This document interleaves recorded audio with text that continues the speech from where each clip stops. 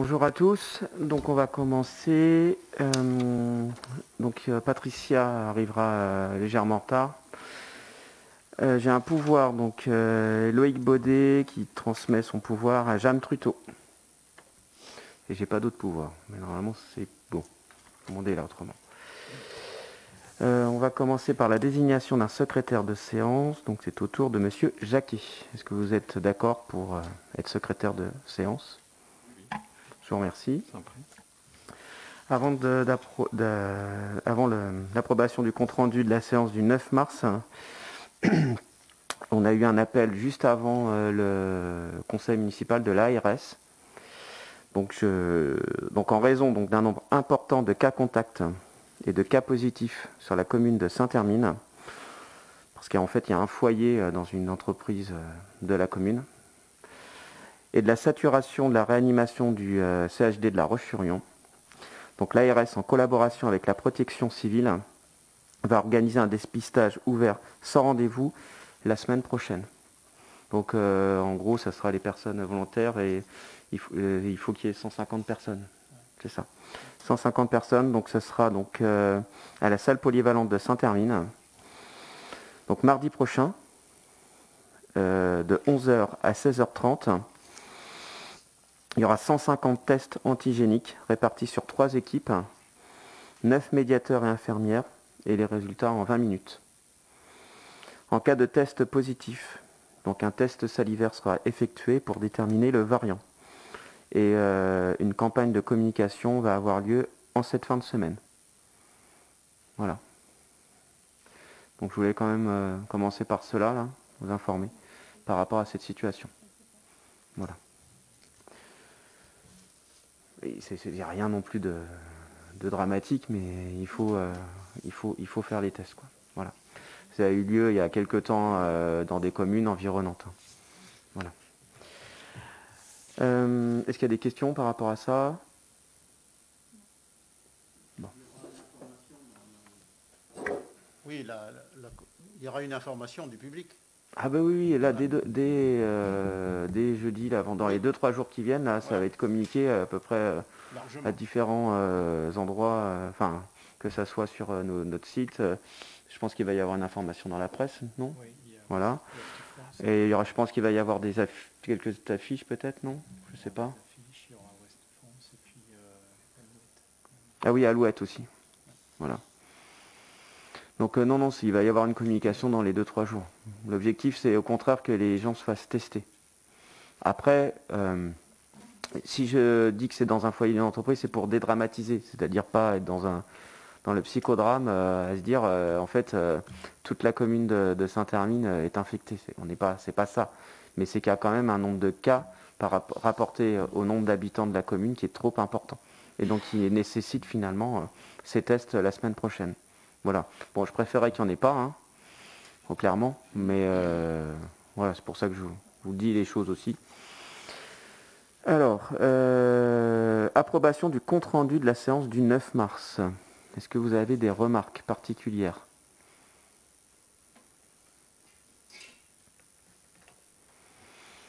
Donc, qui s'oppose à ce compte-rendu ? Qui s'abstient ? Donc, il est adopté à l'unanimité. On va passer au premier point de cet ordre du jour. Donc, nomination du représentant de la commune au sein de la CLECT.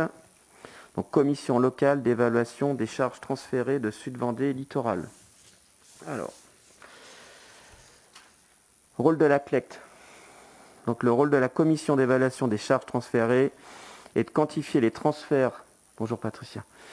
Donc, est de quantifier les transferts de compétences réalisés afin de permettre un juste calcul de l'attribution de compensation versée par l'EPCI, donc la communauté de communes, aux communes membres. La CLECT se prononce également sur les restitutions de charges faites aux communes lors des restitutions de compétences. En gros, de manière claire, dans certains cas, la communauté de communes donc, transfère de l'argent à la commune pour, par exemple, payer le MNS de la piscine cet été. Ça peut être pour l'association, par exemple, Histoire et Patrimoine, qui est une association donc, à l'échelle de l'ancien pays de Saint-Hermine. Donc la subvention est transférée par la communauté de communes. Voilà. Donc c'est ça en fait, donc il n'y a rien de... Enfin c'est quelque chose qui est quand même important. Il y a Mélomania aussi, qui est dans ce cas de figure-là. J'essaie de prendre des exemples concrets là pour que ça vous parle un petit peu plus. Donc la CLECT est exclusivement composée de conseillers municipaux des communes membres. Donc ce sont les conseils municipaux eux-mêmes qui désignent leurs représentants au sein de la CLECT. Et en fait, je demande au conseil municipal, je suis candidat, je ne sais pas si on dit candidat, mais enfin en tout cas, j'aimerais être au sein de cette CLECT parce que c'est quand même important. Ça concerne parfois, si je prends par exemple la piscine, le moniteur c'est quand même quelque chose qui est quand même important et je pense qu'en tant que maire, c'est important que je siège au sein de cette CLECT parce que ça permet de défendre certains projets, même s'il n'y a pas de problématique particulière. Mais sur je pense Mélomania, c'est quand même aussi une association qui est structurante sur la commune, mais bien au-delà, donc sur les environs. Donc je vous soumets ma candidature pour siéger au sein de la CLECT. Voilà. Est-ce qu'il y a d'autres candidatures? Est-ce qu'il y a des questions par rapport à la CLECT? Je suis à votre écoute. Je croyais qu'à la CLEC, à la commission, siégeait au moins au moins un membre de chaque commune, ce qui apparemment n'est donc pas le cas finalement. Là, c'est ce qu'on va faire en fait. Oui, non, mais donc c'est un nouveau dispositif parce qu'en fait, ça existait déjà. Oui. Mais le nombre était de combien donc précédemment? Normalement, il y a un représentant par commune. Donc un représentant par commune, donc il existe déjà ce représentant. Oui, mais sauf qu'il y a eu des élections. Et donc c'est depuis les élections municipales. Ouais, ça n'avait pas été fait déjà, ça n'avait pas été mis à jour. Non, pas encore, non. Ah, ok. En fait, c'est parce qu'il y a eu le renouvellement des conseils municipaux.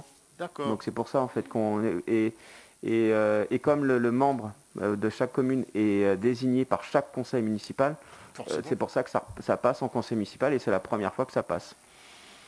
Voilà. Enfin, puis ça sera la seule fois d'ailleurs durant le mandat, à part si je suis plus là, quoi. Non, pas de candidature. On se soumet aux voix.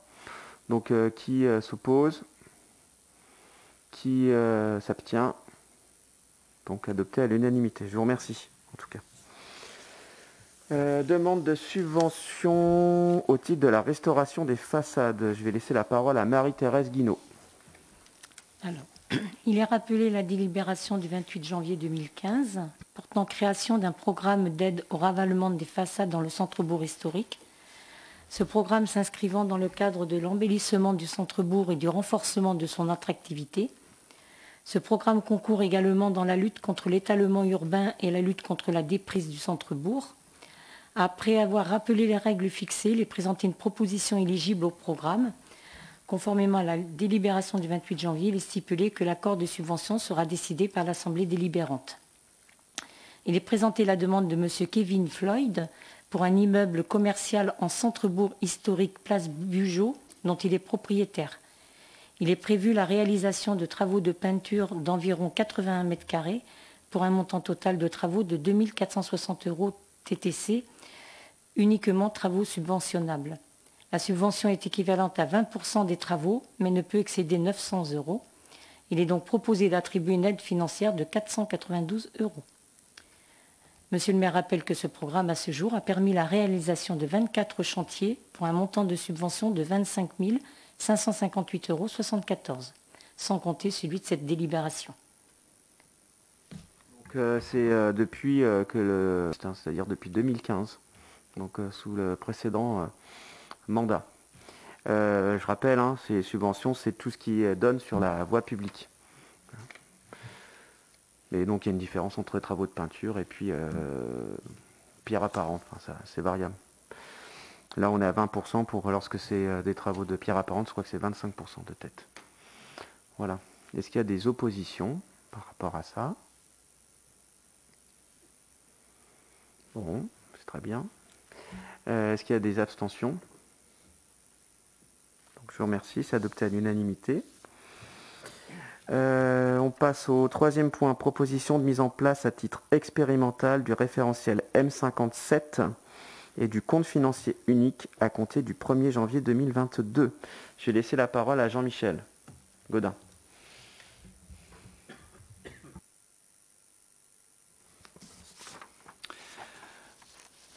Donc, par cette information, donc, on vous tient informé d'une actualité majeure donc, pour les collectivités locales en matière de finances publiques.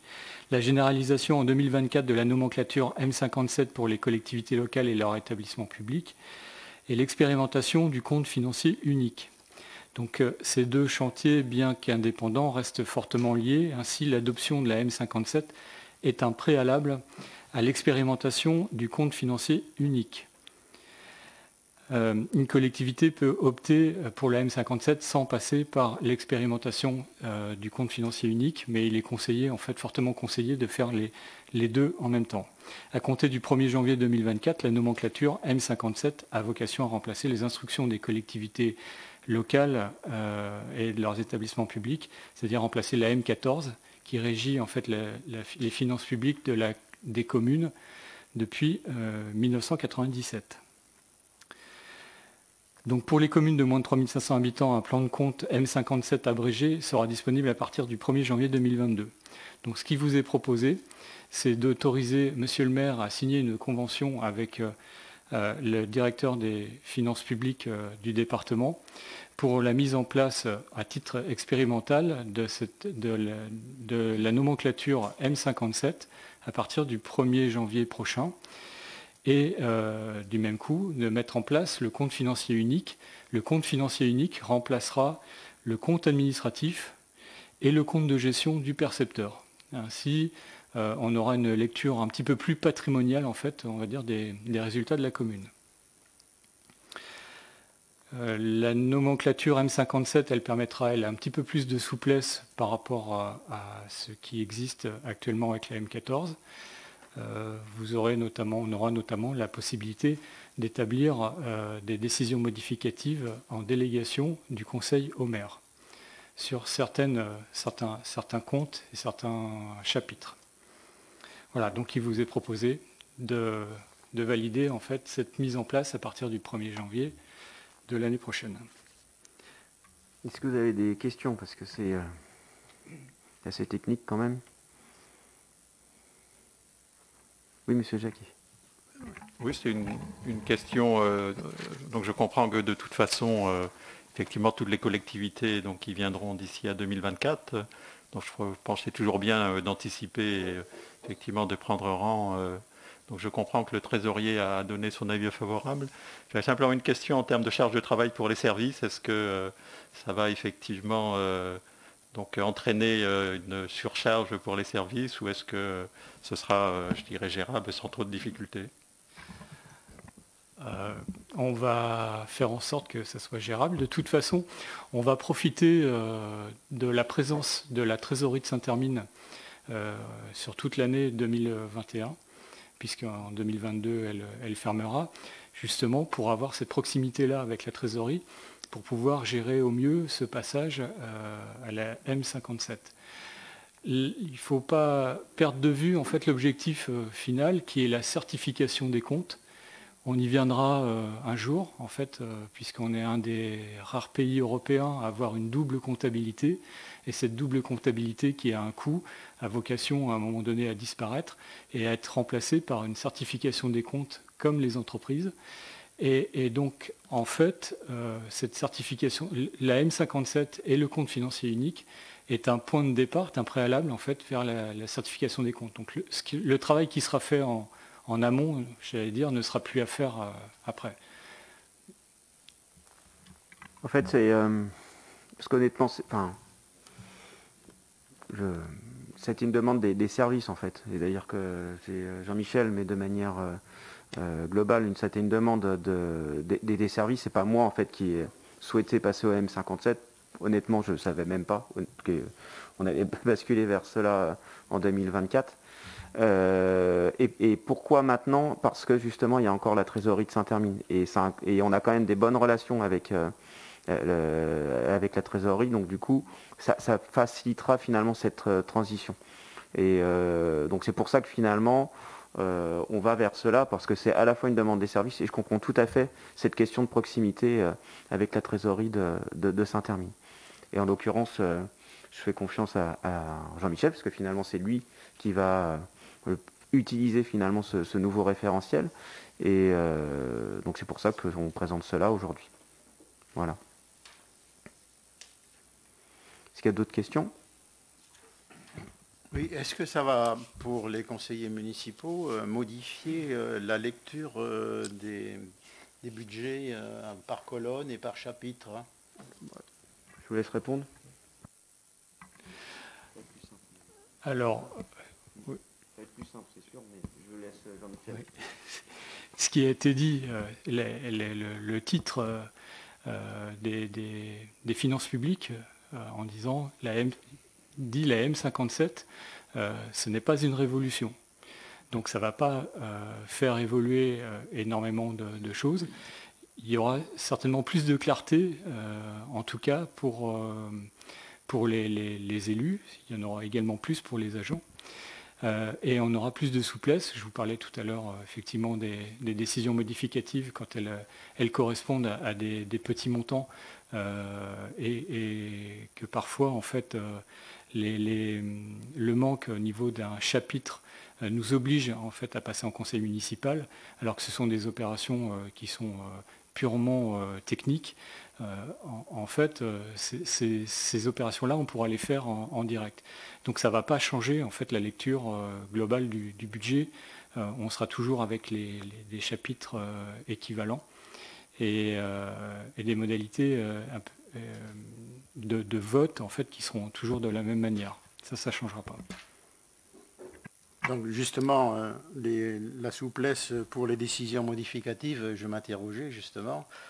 Donc le conseil municipal donnera pas son aval pour ces décisions, mais est-ce qu'il y a quand même un plafond pour ce genre de décisions techniques en fait qui seront faites par le service compta en fait?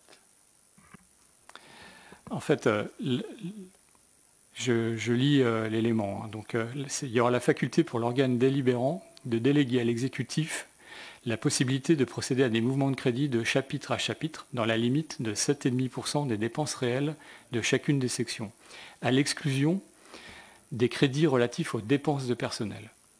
Donc, on ne pourra pas toucher en fait les ouvertures de crédit sur les dépenses de personnel. Donc c'est une souplesse de gestion, en sachant que, évidemment, on n'augmente pas la masse totale des crédits ouverts. En fait, ça va être légèrement plus simple, ça apportera plus de souplesse. C'est plus simple à part le titre. Référentiel à M57, je ne sais pas qui a trouvé ce titre-là, mais ça fait surtout pas simple. Mais en l'occurrence, après, derrière, ça entraîne en tout cas plus de souplesse. Parce que parfois, c'est vrai que pour basculer l'argent d'un chapitre à chapitre, ça demande beaucoup, non, mais c'est des complications pour rien en fait, au final. Voilà. Mais ça ne changera pas structurellement le budget, quoi. Mais c'est important de poser la question, parce que je me suis posé la même question en l'occurrence. Est-ce qu'il y a d'autres questions ?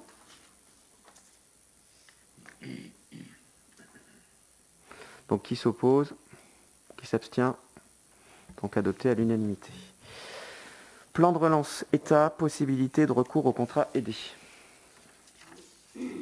Alors, dans le cadre du plan de relance, le dispositif, donc un jeune, une solution, vise notamment à offrir une première expérience professionnelle à des jeunes sans emploi dans le cadre de leur parcours d'insertion professionnelle. Afin de répondre à ce besoin, le dispositif du parcours emploi-compétences, donc PEC, jeunes, permet à des employeurs du secteur non marchand, collectivités locales, établissements publics et associations de recruter des jeunes de moins de 26 ans ou de moins de 30 ans, en cas de handicap, en contrat à durée déterminée de 6 mois et renouvelable jusqu'à 24 mois. Donc le PEC est un contrat aidé pour une durée de 20 heures semaine qui permet aux collectivités de recruter avec des avantages financiers en contrepartie d'une montée en compétences. Le salaire ne peut pas être inférieur au SMIC horaire et bénéficie du suivi d'un conseiller de service public de l'emploi et d'un tuteur au sein de la collectivité. Le financement de ce dispositif permet une prise en charge allant de 40 à 80% du SMIC horaire brut en fonction publique avec un taux de 65% minimum pour les jeunes de moins de 26 ans. Donc en l'occurrence, pour nous, ce sera 80% sur les 20 premières heures et les 15 heures suivantes, parce que ça sera, la personne sera à temps plein, ce sera à notre charge. Cette demande répond à la fois à un besoin des services techniques, en particulier tout ce qui concerne les espaces verts, et aussi permettre à une personne de monter en compétences. Voilà, parce qu'on a quand même des profils différents au sein des services techniques, et donc finalement c'est d'aller plus loin, enfin pour cette personne donc, qui est diplômée dans ce domaine-là, d'aller plus loin et d'être accompagnée aussi au sein des services techniques.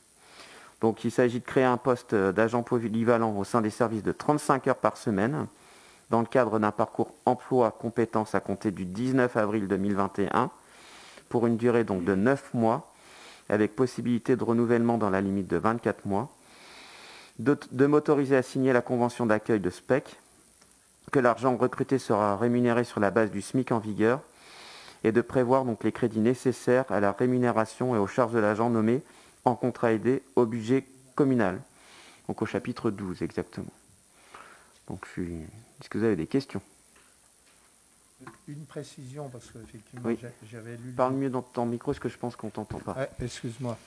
Oui, une précision, oui, parce que j'avais lu le document là, avant de venir, et il était noté 20 heures par semaine, mais du coup, tu précises que le contrat, là, c'est 35 heures par semaine, alors il y a quelque chose qui m'a échappé. Oui, c'est parce qu'en fait, tu peux aller avec un contrat de 20 heures, d'accord. Sauf que nous, en l'occurrence, c'est pas utiliser un PEC pour un PEC, c'est-à-dire que derrière, il y a un vrai besoin au sein des services techniques. Mais l'idée, c'est d'allier les deux, d'allier à la fois le besoin au sein des services techniques et d'avoir quelqu'un de qualifié dans ce domaine-là, qui justement est sans emploi, ou en tout cas pas dans un emploi qui correspond finalement à ce qu'elle souhaite. Et du coup, on va à 35 heures. Alors la personne, je l'ai déjà rencontrée, donc ça lui convient. Mais l'idée, c'est de faire un temps plein, voilà, parce que ça correspond. Finalement, tout le monde est en accord avec ce profil-là. C'est pas comme ça a pu parfois être le cas. C'est pas prendre quelqu'un juste pour parce qu'il y a une aubaine, quoi. On n'est pas dans cette démarche-là. Il y a un besoin au sein des services techniques. On prend quelqu'un qui est qualifié dans ce domaine-là, qui a besoin de monter en compétences, et du coup tout le monde s'y retrouve dans cette histoire. Et elle a fait, oui, elle a quand même, et pour voir si ça fonctionnait, lui a fait faire une semaine de stage pour voir justement au sein des services si ça fonctionnait. Déjà avoir l'avis, certes, de notre directeur des services techniques, mais aussi la mettre en lien avec les autres agents qui travaillent au sein des espaces verts. Voilà. Donc il y aura la majeure partie de son temps sur les espaces verts et une petite partie sur le ménage. Mais ça c'est pareil, ça a été vu avec elle, pour ça, avec une volonté, parce que je préfère anticiper les questions.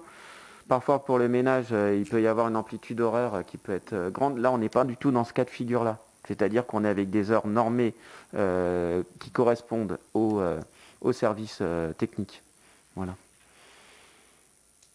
Oui, c'est bien d'avoir précisé les intentions de la commune à cet égard, parce que c'était le sens de ma question. Est-ce que ça sera pour un futur emploi pérennisé? Parce que la commune a déjà, par le passé, eu recours à ce type de contrat et ça s'est traduit souvent, et même pratiquement tout le temps, par la pérennisation du poste et puis la titularisation à moyen terme. Donc, on n'est pas dans ce profil-là. Non, mais c'est la démarche. C'est pas d'utiliser de façon opportuniste et comme un effet d'aubaine ce type de contrat. Donc, j'ai bien entendu et j'adhère complètement à cette démarche. Donc, mais l'objectif néanmoins, c'est aussi, souhaitons-le, à moyen terme, de titulariser cette personne, puisque les besoins aujourd'hui existent, on peut supposer qu'ils demeurent dans le temps. En fait, je suis d'autant plus sensible à ce PEC. À la région, je m'occupe du décrochage scolaire. Et qu'on est parfois, ça permet aussi une certaine stabilité. C'est-à-dire qu'elle a besoin aussi de stabilité pour pouvoir se projeter par la suite. La personne n'est pas forcément dans une logique d'être titularisée au sein de la commune. On est là dans une logique de stabilité, de montée en compétences. Et par le passé, en effet, on a eu recours à un apprenti et ça s'est pas très bien passé. Parce que c'est quelque chose qui se construit avec tous les acteurs en fait. Que ce soit à la fois la personne qui va être présente au sein de la commune, les services techniques, parce qu'il faut un vrai accompagnement, et les élus. Et j'y tiens parce que je suis pas en fait, je vais pas aussi loin que toi par rapport à la titularisation, parce que je pense que la préoccupation première là aujourd'hui, c'est à la fois la montée en compétence avec quelqu'un qui est capable en fait enfin en tout cas ce qu'on estime capable de monter en compétence et de lui permettre d'avoir aussi de la stabilité, parce qu'on est quand même face à des personnes qui sont dans la précarité au niveau de l'emploi. Et du coup, parfois, c'est aussi important de se poser et de pouvoir se projeter, parce qu'autrement, on est toujours la tête dans le guidon à se poser la question, finalement, l'enchaînement des contrats. Et on verra, mais déjà, il faut que le suivi se fasse correctement.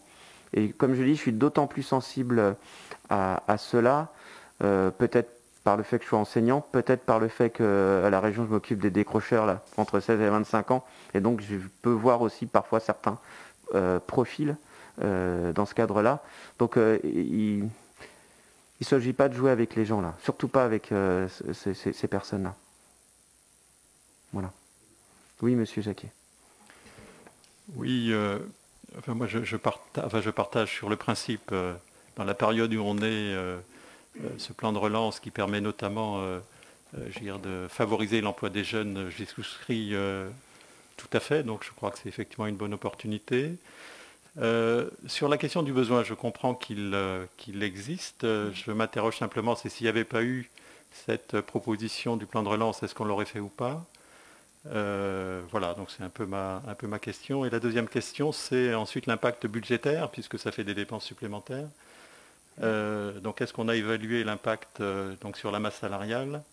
Alors d'autant, je le rappelle, quand même qu'on a une augmentation assez forte des dépenses de fonctionnement en 2021 par rapport à 2020, donc ça viendra peser un petit peu plus. Voilà, donc ensuite sur la titularisation qu'indiquait Henri, c'est un petit peu toujours effectivement la question ou la difficulté. Je veux dire, si effectivement par rapport à la charge de travail, je veux dire, la collectivité a besoin de cet emploi et si cette personne de satisfaction est éventuellement intéressée par une titularisation, je dirais pourquoi pas, très bien, mais voilà, c'est un peu toutes ces questions qu'on peut, je dirais, derrière se poser en tirant un petit peu la pelote et puis en se demandant effectivement, voilà, mais notamment l'impact budgétaire, est-ce qu'on a des idées? J'ai bien compris que l'État prenait en charge une partie importante. Je vais répondre. Après, le chiffre précis, je ne l'ai pas en tête, honnêtement. Ça sera intégré dans le budget supplémentaire. Est-ce que s'il y avait eu le PEC, on l'aurait fait? En tout cas, c'est des discussions qu'on a eues lors de notre préparation de campagne. C'est-à-dire que c'est un sujet. Et c'est pas un sujet qui vient comme ça parce que déjà c'est une préoccupation d'un certain nombre d'entre nous, une sensibilité par rapport à ça. Et par rapport au PEC, j'invite tout le monde en fait à regarder l'objectif du PEC. L'objectif du PEC, c'est pas nécessairement de titulariser, c'est de stabiliser aussi quelqu'un qui a des compétences et de le faire monter en compétences. Donc c'est pour ça que je dis que ça va trop vite là pour l'instant. On n'est pas encore dans ce temps-là. Peut-être qu'il viendra, mais ce n'est pas l'objectif premier du PEC. L'objectif premier du PEC, c'est de prendre des personnes qui sont donc sans emploi, ou en tout cas en difficulté par rapport à l'emploi, monter en compétences pour leur permettre une insertion professionnelle derrière plus simple. Et de se poser. Parce que c'est comme un jeune, quand il travaille sur son orientation, il a besoin de se poser et de prendre le temps. Ce n'est pas quelque chose qu'on décrète, c'est quelque chose qui se travaille. Et qui se travaille pas seul, qui se travaille de manière encadrée, accompagnée. Et en fait, c'est aussi ça l'objectif du PEC. Après, est-ce que ça va avoir un impact énorme sur le budget de fonctionnement? Honnêtement, on fera les comptes lors du budget supplémentaire, mais il faut être raisonnable, non. Voilà.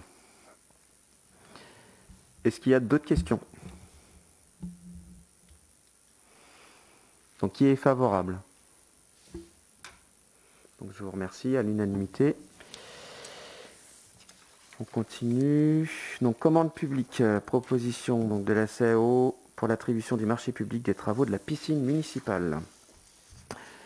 Alors, donc conformément aux dispositions de délégation du Conseil au maire fixées par le Conseil municipal le 15 juillet 2020, donc il revient au Conseil d'approuver ce marché dont le montant est supérieur à 209 000 € hors taxe. Donc il est proposé d'étudier la proposition du maître d'œuvre qui a élaboré le rapport d'analyse des offres. Donc on a 7 lots. Hein. La note technique correspond à 60% à la note finale. Et le prix correspond pour 40% à la note finale.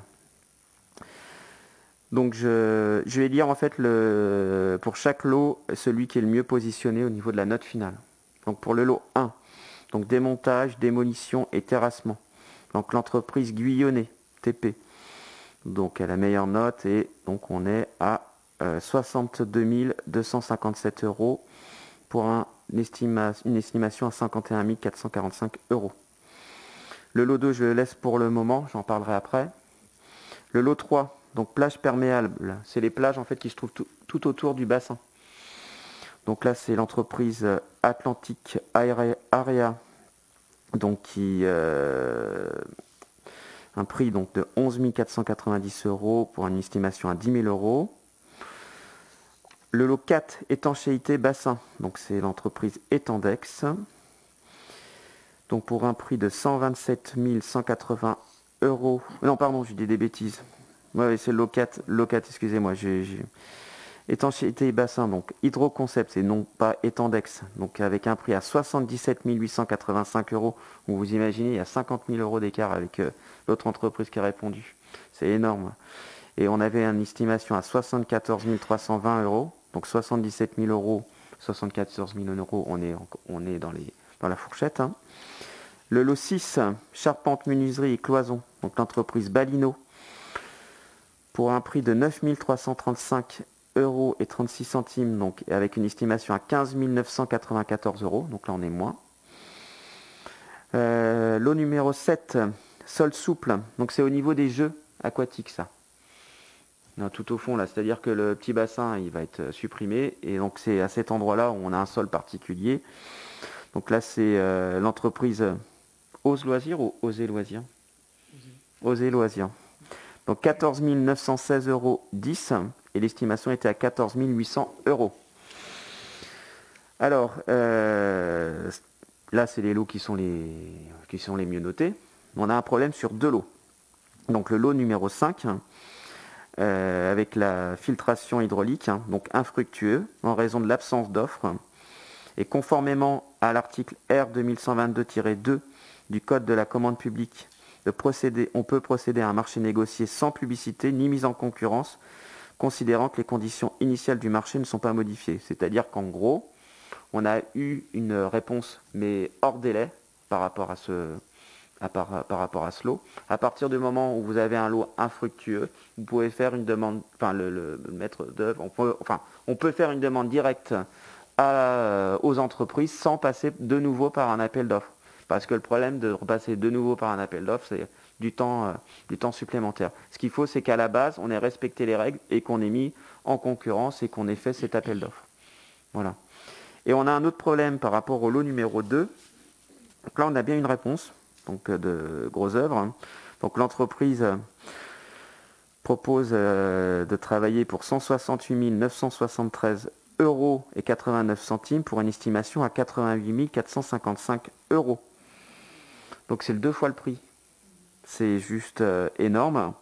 Donc en raison de l'écart entre le montant de sa prestation, enfin de ce qu'elle propose, et l'estimation, propose justement que ce lot soit infructueux là aussi, parce qu'il y a un tel écart de prix, et de procéder, comme pour le lot 5, à un marché négocié sans publicité ni mise en concurrence, en interpellant directement des entreprises. Voilà. Est-ce qu'il y a des questions? J'espère avoir été clair avec tous ces chiffres. Vous avez le tableau. Oui, Patricia. C'est un peu technique, mais c'est vrai que c'est énorme la différence de prix là. C'est incroyable même. Donc on met en concurrence et quand les offres sont tellement énormes, on peut annuler et faire. Ce qu'il y a, c'est que c'est dans certains cas de figure. Et c'est quoi la différence entre l'estimation où on peut justement outrepasser ce... Après, le pourcentage exact, je ne l'ai pas très clairement en tête. Mais là, on passe du simple au double. Ouais, donc là, c'est une offre anormalement haute. Donc, à partir de ce constat-là, on peut légalement considérer que ce lot est infructueux. Ah, c'est incroyable. Parce que là, c'est juste... c'est juste dingue, ouais. Voilà. Oui, monsieur Jackie. Oui, monsieur le maire, deux choses. D'abord, je voudrais vous remercier de nous avoir invités à la fois à la commission DSP et à la CAO, enfin à la fois, je dirais, le titulaire et le suppléant qui sont l'un et l'autre des deux listes de l'opposition. Voilà, je voulais vous remercier parce que je crois que c'est effectivement important que nous puissions y participer, qu'on puisse formuler nos observations, nos suggestions, et de ce fait, je dirais, prendre bonne connaissance des dossiers et peut-être sans doute éviter d'intervenir en conseil municipal sur des points alors que, je dirais, la commission d'appel d'offres est faite pour ça ou la commission DSP est faite pour ça. Voilà, donc je souhaite qu'à l'avenir, les titulaires et suppléants de ces deux commissions puissent être systématiquement invités. Voilà, deuxième point sur les résultats. Donc effectivement, je partage tout ce qui a été dit. À l'évidence, les lots 2 est infructueux parce que l'offre n'est pas acceptable vu le montant. Et l'autre, vous l'avez indiqué, mais on pense effectivement avoir bon espoir d'avoir une offre sur le lot numéro 5. Simplement, on voit qu'on est un petit peu au-dessus des estimations, donc on aura sans doute un peu de dépassement de budget par rapport au budget envisagé. Voilà, j'ai fait des calculs, je pense que ça va être de l'ordre sans doute de 40 à 50 000 euros, mais sauf si on a une très bonne surprise sur les lots 2 et 5. Mais ce n'est pas garanti. Non, c'est pas garanti. Ça, c'est clair. Après, c'est normal qu'il y ait un membre de chaque groupe qui compose ce conseil municipal. Parce que là, on se retrouve quand même avec des sommes qui sont importantes. Et puis, je vous le dis aussi, c'est confortable pour moi en tant que maire. Parce que du coup, ça permet la contradiction. Et par exemple, par rapport à les problématiques qu'on puisse poser lors de cette CAO, ça permet d'échanger et finalement de voir le champ des possibles de manière complète. Donc pour moi, je vous le dis clairement, c'est plutôt rassurant de fonctionner comme ça. Voilà. Et ça fonctionnera comme ça pour chaque gros projet. C'est inévitable. Enfin, je ne vois pas comment on peut fonctionner autrement, que ça soit titulaire et suppléant. Oui, comme pour... oui, il n'y a pas de souci. Ouais. Donc voilà. Je voulais quand même le préciser. C'est que finalement pour vous, c'est agréable, mais pour moi, c'est confortable. Voilà. Oui, Cathy. Oui. Pour le lot 5, si j'ai bien compris, il y a bien eu une réponse, mais après délai. Hein, donc, à l'arrivée, je ne sais jamais si c'est le lendemain, j'arrive pas à me le rentrer en tête, si c'est le lendemain ou une heure après.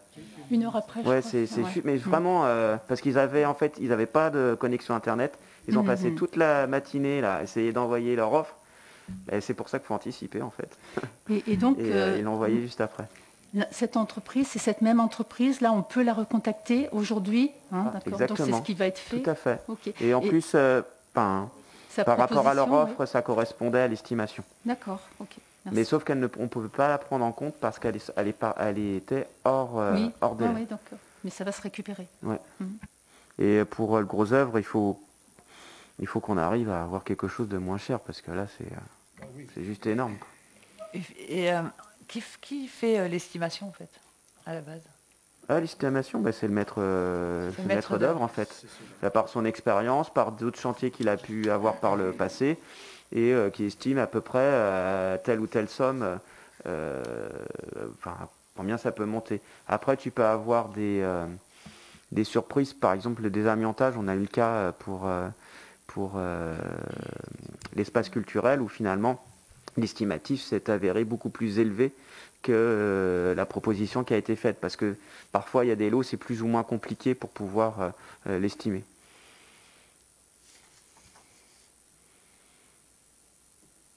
Mais après, il y a à la fois le volet prix, mais il y a aussi le volet technique.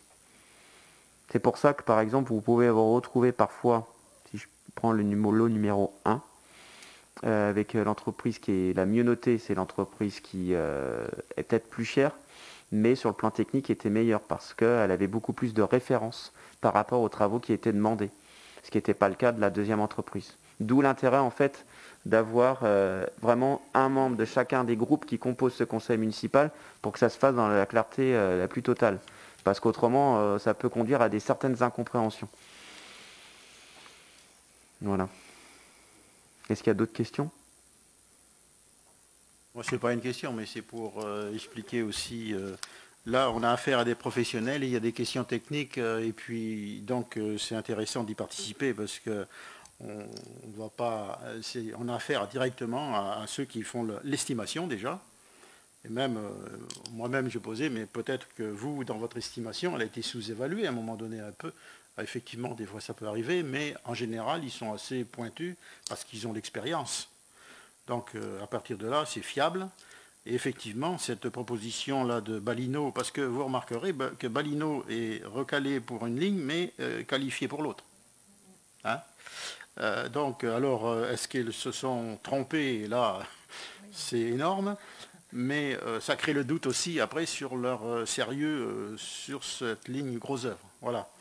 Donc, mais effectivement, donc, je souscris complètement à ce que tu as dit, Marc. Et puis, je vois que c'est confortable pour Philippe, donc tout va bien, quoi.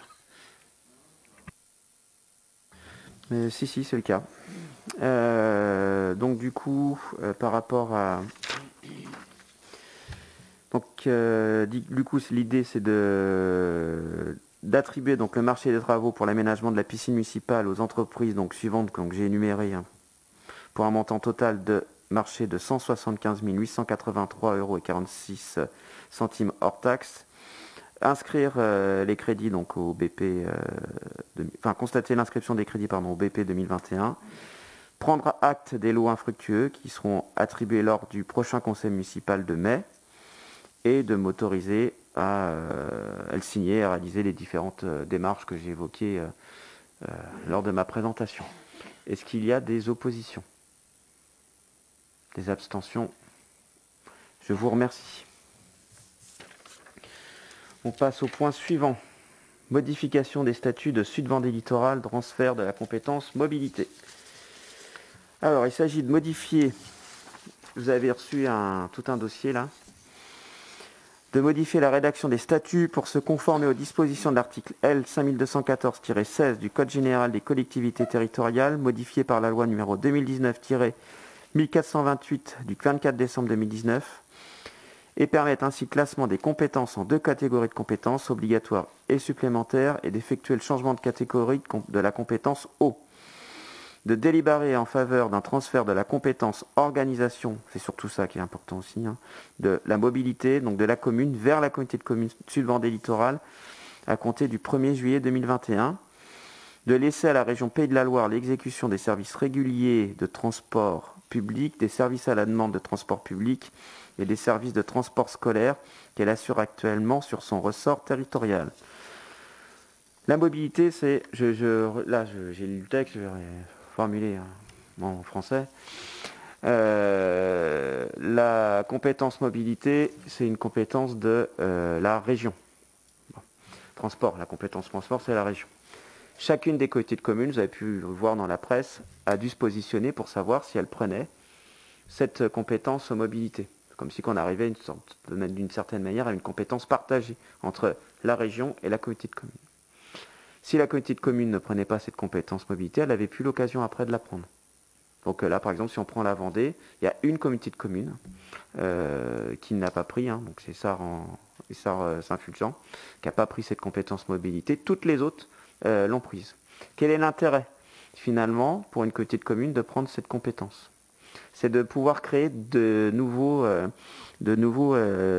liaisons régulières. Par exemple, si on prend Sud Vendée Littoral, il y a une branche qui manque, un maillon qui manque, c'est entre Saint-Hermine et Luçon. Si la communauté de communes Sud Vendée Littoral n'avait pas voté la prise de cette compétence, elle serait dans l'incapacité aujourd'hui, à terme, là, de créer justement cette liaison entre Saint-Hermine et Luçon. Donc après, vous allez me dire, mais la question se pose pour, par exemple, les transports solidaires là, à travers le CCAS ou le transport pour le marché. Finalement, c'est qui va le gérer? Ça va être la commune ou la communauté de communes. Dans l'immédiat, c'est la commune qui gère ça. Pourquoi? Parce que déjà, c'est pas des transports réguliers. Et puis deuxièmement, c'est interne à la commune. On n'est pas dans des liaisons entre deux communes différentes. Voilà. Donc là, finalement, ce que l'on vote, c'est une continuité de ce qui a été aussi décidé par la communauté de communes. J'ai essayé d'être le plus clair possible. Monsieur Jacquet, non? Non, je vous vois quand je commence à tourner la tête, ça veut dire que c'est une question.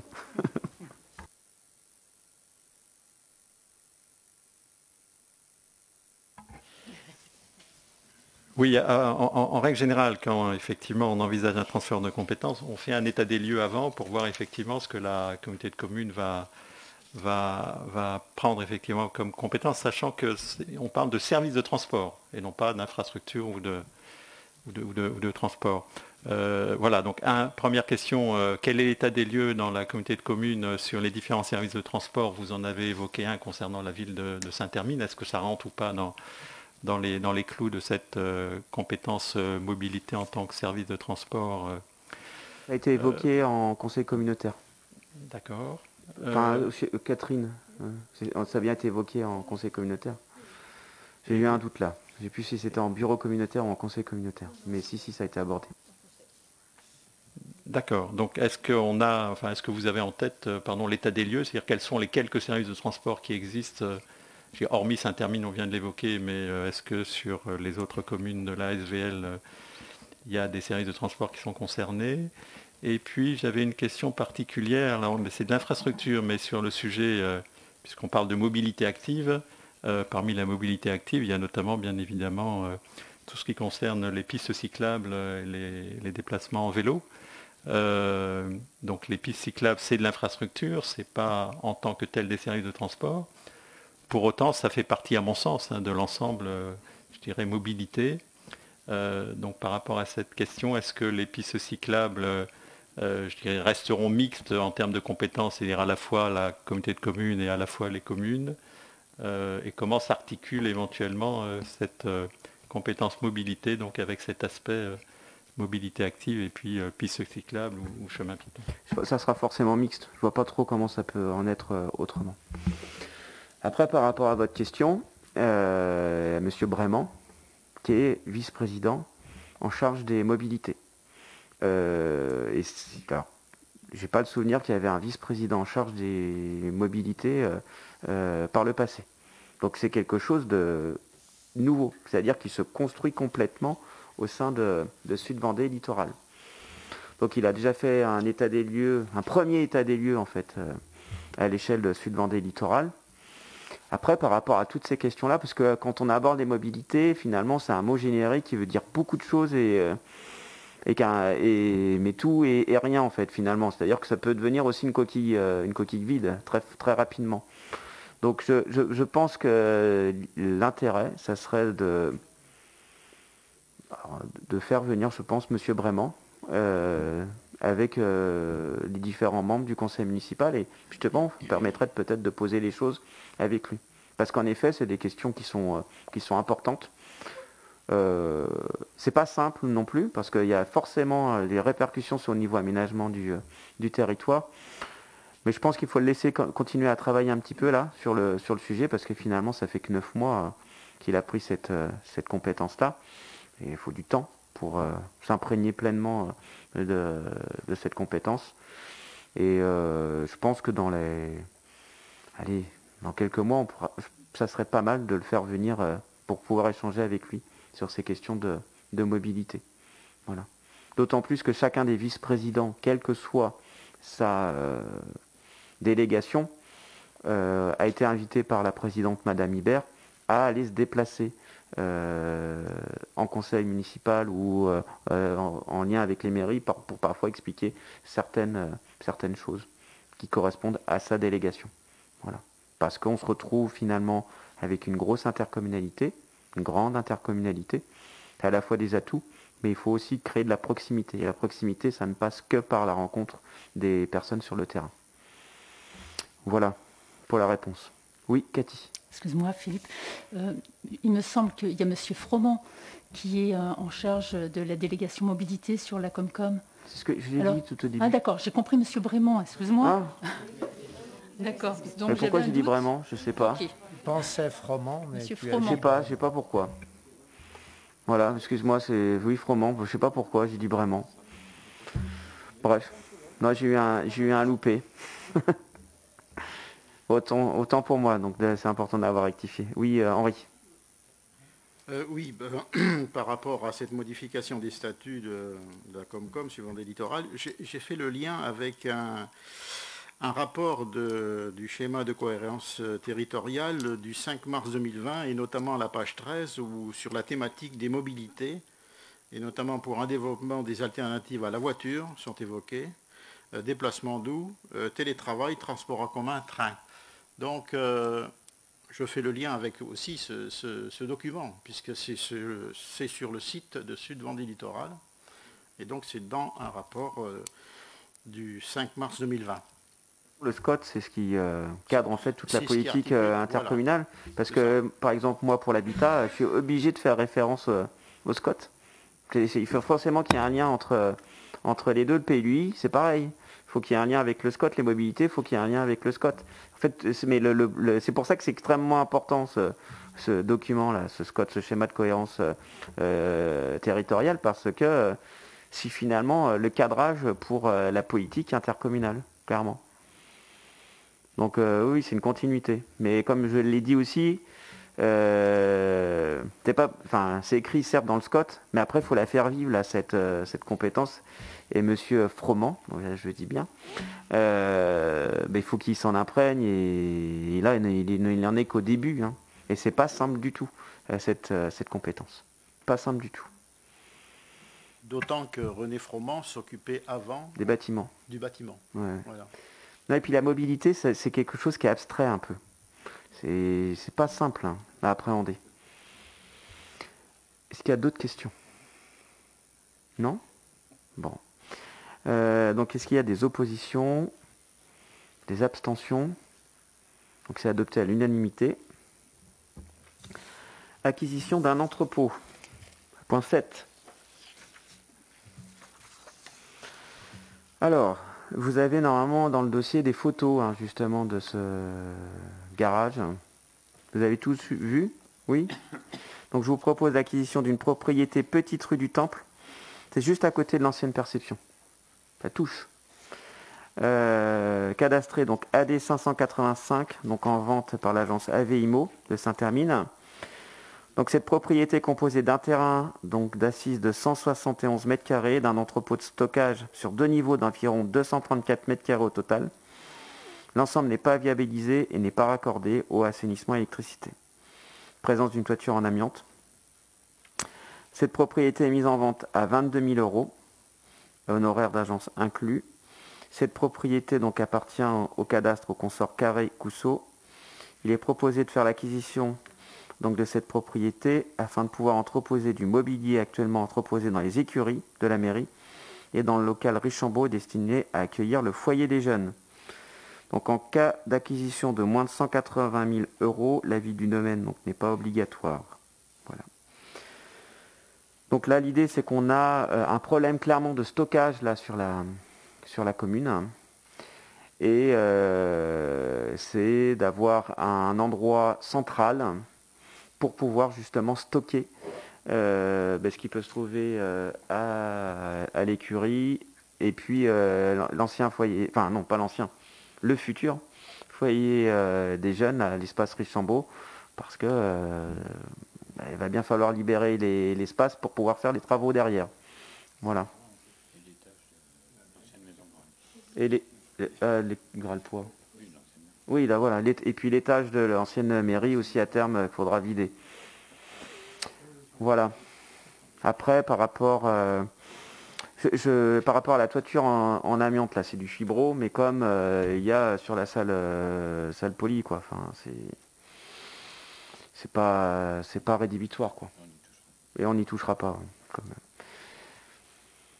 Après, l'espace en soi, il est en bon état. Hein. Après, c'est pas non plus, c'est 22 000 €, c'est pas non plus une somme astronomique. Donc, je vous écoute s'il y a des questions.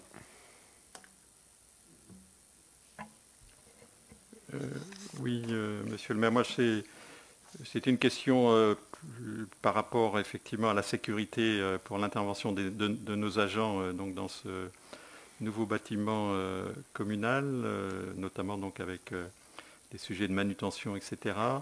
Donc est-ce qu'il est prévu une mise aux normes des bâtiments et le coût éventuel? On voit sur les photos que il y a des luminaires, donc on suppose qu'à un moment ou à un autre, ça a été raccordé à l'électricité. Il y a sans doute, vu l'état des lieux, une mise aux normes électriques à faire. Enfin voilà, donc toute cette question de la mise aux normes de ce bâtiment, qui éventuellement d'ailleurs pourrait être classé ERP si les agents y interviennent. Voilà, et puis la question de l'amiante qui peut effectivement quand même, j'imagine qu'il y aura un diagnostic amiante qui effectivement montrera si on peut ou pas effectivement l'utiliser tel quel ou s'il est nécessaire de faire un désamiantage. Je vais laisser la parole à Bernard, qui a fait justement une analyse avec le directeur des services techniques en amont. En ce qui concerne les diagnostics, évidemment, pour la vente, ils vont être effectués. Le diagnostic amiante n'oblige surtout pas d'engager des travaux. C'est un constat seul. Comme vous l'a dit monsieur le maire, c'est la toiture, et la toiture est très saine, elle est posée sur une charpente métallique. En ce qui concerne l'électricité, actuellement c'est alimenté par les locaux voisins, donc évidemment si on décide d'électrifier ce bâtiment, il y aura donc la pose d'un compteur EDF 9, et cette pose de compteur ne pourra se faire qu'avec un consuel. Donc obligatoirement il y aura une mise aux normes électriques d'effectuer.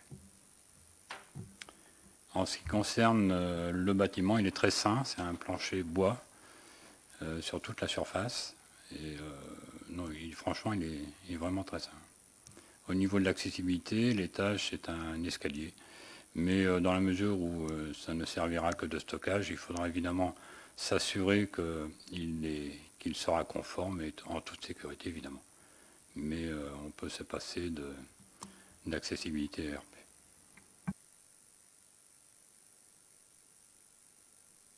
Est-ce qu'il y a d'autres questions? Oui, donc moi je m'étais interrogé effectivement sur cette toiture en amiante, puisqu'il y a 171 mètres carrés de surface au sol. Donc ça fait à peu près 180 mètres carrés de tôle fibrociment. Non, je rectifie parce que la toiture amiante n'est pas sur toute la surface. Ah, il y a une partie en tuiles et il y a une partie en copropriété. D'accord, ça c'était pas précisé. Donc néanmoins, ça se trouve en centre-bourg, et s'il devait y avoir quelques travaux que ce soit, non mais pour des raisons X, hein, on a connu des périodes d'orage avec des grêlons qui ont déjà casser des tôles fibro, donc, mais à ce moment-là, on rentre dans une autre situation, c'est l'assurance, donc c'est différent. Mais il ne faudrait pas, faudrait pas que ce soit quelque part un cadeau empoisonné sur un plan budgétaire. S'il devait y avoir des travaux importants pour des causes X, quoi. Parce que c'est vrai que 22 000 €, c'est vraiment pas cher. Et si on ramène ça à la surface, en centre-ville, en plus, c'est vrai que ça peut paraître une opportunité. Mais soyons quand même vigilants sur Parce que là, pour l'instant, sur les toitures en fibrociment, il y a quand même une réglementation qui est très sévère là-dessus. On ne sait pas comment elle va évoluer. Et du reste, pour les simples... et on a l'exemple avec le séchoir à tabac qui est en couvert en tôle de fibrociment et donc qui est quand même un casse-tête aussi. Et voilà. Donc, soyons prudents quand même sur cette toiture. Donc, tu me dis que c'est la moitié de la surface. Donc, déjà, on peut dire que s'il y avait intervention, parce que ça se situe dans les 50 €, je crois, le mètre carré, quand il y a une intervention de professionnels. Donc, ici, ça serait dans les 4 à 5 000 € s'il devait y avoir quelque chose de cette nature où il fallait déposer. Voilà. Ensuite, le plancher de l'étage, est-ce qu'il peut supporter une charge importante ou pas? Oui, tout à fait, hein, parce qu'on a fait des mesures et ce plancher, historiquement, c'était donc le lieu de stockage des magasins Chabiran qui déjà supportait beaucoup plus que nous, on pourra en mettre, puisque quand on parle de vider l'ancien abattoir où se trouvent actuellement les meubles de l'église, bien évidemment qu'on ne montera pas les meubles de l'église à eau, ça c'est sûr. Toutes les parties lourdes resteront en bas. Pour ce qui concerne les parties hautes, ça sera uniquement du stockage, par exemple pour l'association Jazzisance, qui sont des vêtements. Ça sera l'association du théâtre qui sera des choses non, pas très lourdes. Et de toute façon, on a fait des mesures en mesurant les écarts entre les poutres et la grosseur des poutres. Ouais, tu connais. En ce qui concerne la réglementation, effectivement, si on devait effectuer des travaux sur cette toiture, il y a une réglementation qui est en place qui est très lourde, mais très sécurisée. Donc il faudrait se poser les questions à ce moment-là, mais dans les médias, on n'a pas touché à la toiture. Si on devait renouveler cette toiture, on n'aurait sans doute pas acheté le bâtiment. Les sommes, tu parles de 50 € le mètre carré, je pense que c'est même plus. Après, il nous a fallu être réactifs parce qu'il y avait d'autres personnes sur ces garages, quoi. C'est-à-dire qu'on n'achetait pas, c'était d'autres personnes.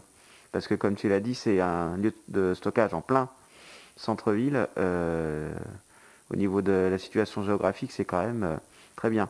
Après, j'y vois un autre point positif. Alors, elle a son charme, elle a eu son charme, la petite rue du Temple. Mais c'est quand même pas la plus mise en valeur, voilà, je vais le dire gentiment là. La plus mise en valeur dans Saint-Hermine. Et quand on voit la proximité avec les Halles, je trouve ça un peu dommage. Donc finalement, sur un temps long, ça peut... Alors il y a l'ancienne Perception aussi qui se trouve juste à côté. Donc finalement, je pense que ça peut quand même être intéressant d'avoir cet espace-là pour, dans une logique, sur un temps long, là quand même plus long, mais d'embellissement finalement de cette rue. Parce que quand on regarde, les bâtiments qui sont tout autour, il y en a que certains qui sont quand même, qui ont un certain cachet, même si ils sont pas visuellement très très beaux actuellement. Voilà. Et on est quand même juste à côté des Halles. Hein. Est-ce qu'il y a d'autres questions? Non. Est-ce qu'il y a des oppositions? Des abstentions? Je vous remercie. Alors, 9e point, acquisition d'un local commercial en centre-bourg. Là, je crois qu'il n'y a pas de photo, mais tout le monde le connaît. C'était l'ancien bar Le Corsaire, voilà. Mais avant, la bijouterie Grelier. Bah, moi, ça me parle plus le bar Corsaire, mais bon, après... voilà. Voilà. Donc je propose donc l'acquisition d'un local commercial en centre-bourg. Donc il s'agit d'un local commercial en cas de demande, comme c'est le cas actuellement. Donc c'est-à-dire qu'il y a déjà quelqu'un qui nous a demandé un local de 40 mètres carrés.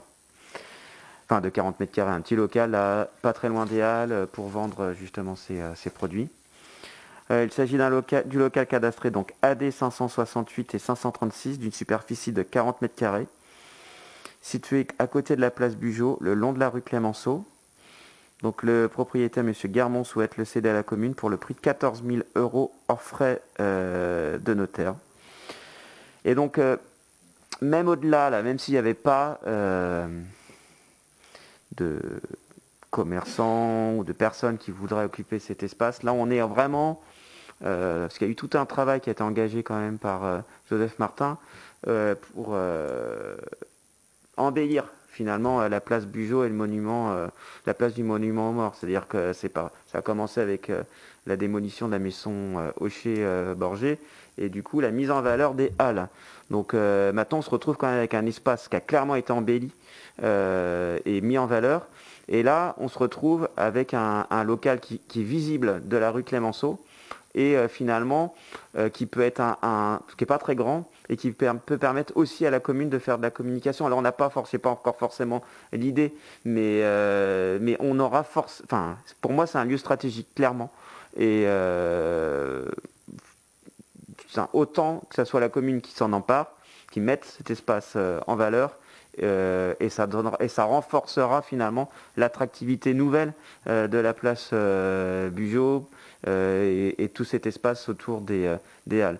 Et là encore, on se retrouve avec un bâtiment à 14 000 € hors frais de notaire. Mais c'est quand même pas une somme non plus astronomique. Et c'est quand même un endroit stratégique. Parce que celui-ci, tous les gens qui viennent de Fontenay, qui passent par la rue Clémenceau, ils passent tous devant. Et là, aujourd'hui, ils voient une vitrine vide. Donc voilà, est-ce qu'il y a des questions? Oui, monsieur Jacqui. Bon, moi, je partage ce que vous avez dit. Effectivement, c'est une opportunité. Si on peut effectivement favoriser l'installation d'un commerce, ce sera une bonne chose. Après, le montant effectivement est faible. J'imagine que l'état des locaux n'est là aussi pas fantastique. Et il y aura sans doute une mise aux normes à prévoir puisque ce sera un ERP. Si c'est un commerçant, ce sera forcément un ERP. Donc voilà, j'imagine qu'il y a des mises aux normes. Enfin voilà, Donc, pour avoir visité ce local avec Francis et Philippe Pelletier, ce local est complètement indépendant. Il est alimenté en eau, électricité et assainissement. Il est dans un état très sain. Il lui faut évidemment un rafraîchissement de peinture. Et pour la partie la plus basse, il est au niveau 0 en niveau accessibilité. Au niveau 0 du sol, pardon.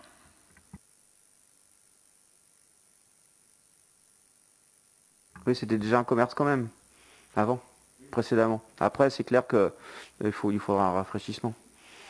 En fait, l'idée première, c'est si jamais on laisse ce local à la vente, il va partir chez un propriétaire privé qui a des grandes chances de le transformer en logement, donc on perd une vitrine. C'est ça l'idée, en fait, de base. Et il y en aura d'autres dans ce sens-là. Là, finalement, je trouve que c'est en plus bien, parce que ça permet de continuer finalement la politique qui a été engagée depuis plusieurs années autour de la place Bugeaud, quoi. Voilà. Bernard, tu dis que tu as visité ce local, donc est-ce que tu as trouvé quelques bijoux? Parce que moi, je me souviens des bijouteries notamment. Alors, il y a un vide sanitaire sur la partie la plus haute qui est un plancher. Bon, je veux bien que tu enlèves le plancher pour retrouver un trésor. S'il y en a un, tant mieux, mais s'il n'y en a pas... Sinon, donc, là, s'il n'y en a pas, tu refais le plancher à tes frais. Pour le coup, je n'ai aucun doute sur la bonne acquisition de ce local, parce qu'il est stratégique, effectivement. Ouais. Est-ce qu'il y a des oppositions, des abstentions? On a réussi le grand chelem quand même. Hein. On a 8 points à l'unanimité. Je tiens quand même à le souligner parce que c'est quand même bien, je trouve. Je vous remercie. Et donc, il reste le compte-rendu des décisions prises dans le cadre des délégations accordées donc, à moi-même. Allez-y, Jean-Michel.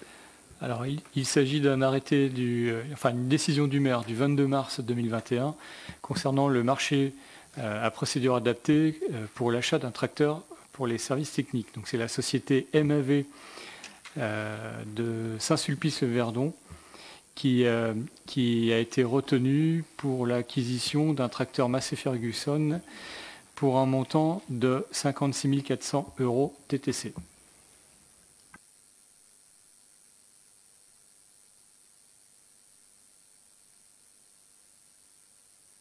Donc je vais laisser la parole à Catherine Ménard qui voulait intervenir sur la vaccination.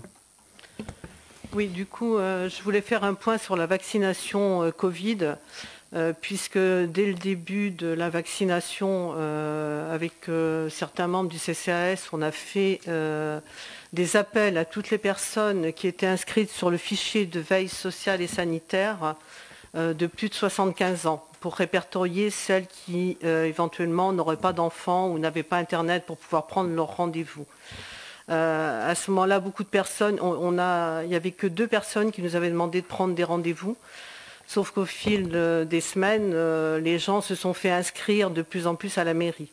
Donc on a envoyé des listes, on a passé par la CPTS de Luçon, et ces gens-là ont pris le transport solidaire, d'ailleurs, pour aller se faire vacciner. Voilà, on pouvait faire inscrire les personnes isolées qui n'avaient pas de moyens de transport. On a quand même inscrit pas mal de personnes. Depuis, certaines personnes qui nous avaient dit qu'elles ne voulaient pas se faire vacciner sont venues en arrière et on a appelé. Donc la CPTS ne prenant plus les inscriptions par mail maintenant, hein, parce que la plupart des personnes maintenant, ça y est, c'est fait. On fait des appels par téléphone.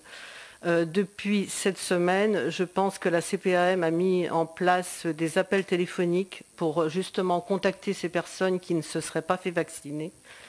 Bon, vous faites passer, ce que je voulais, c'est faire passer surtout l'information que j'avais fait passer d'ailleurs à l'Assemblée générale du Club de l'Âge d'Or. Vraiment, les personnes qui ont des difficultés, elles peuvent toujours contacter la mairie. Hein. On est à leur écoute et je prends personnellement le temps d'appeler les centres de vaccination. Voilà. Et une deuxième information, c'est que le CCAS vient de lancer l'opération coup de pouce au permis de conduire.